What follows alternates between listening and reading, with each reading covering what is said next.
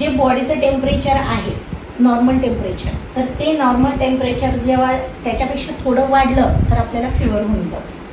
आणि ते किती टेम्परेचर पाहिजे मग बॉडीचं, ते 98.6 याच्यावरती गेलं तर आपल्याला फिवर होऊन जातो, ताप येऊन जातो. आणि जर 98च्या खाली 96, 95 असं जेव्हा होतं त्यावेळेस आपल्याला हायपोथर्मिया होऊन जातो. मग आपल्याला जो पुढचा टॉपिक आहे, मग त्याच्यामुळे काय होतं की आपल्याला बॉडीचं लगेच आपल्याला कळून जातं. जर जास्त ताप आल्यानंतर, मग ताप आल्यानंतर थंडी वाजते, थंडी वाजल्यावर हे केस आपले रोमटे खडे होऊन जातात, हे केस उभे राहून जातात. म्हणजे हे केस उभे राहतात तर बॉडीचं संरक्षण करतात.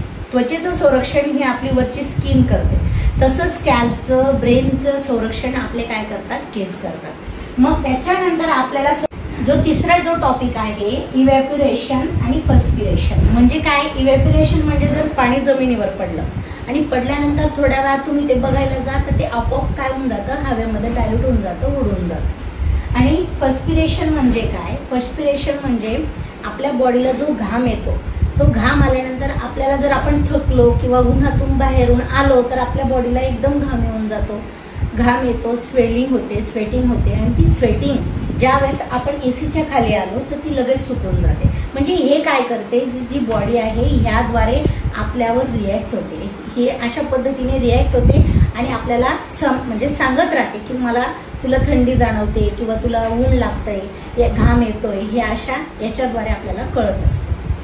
चौथा जो टॉपिक्स आहे तो acts like a sensory organ.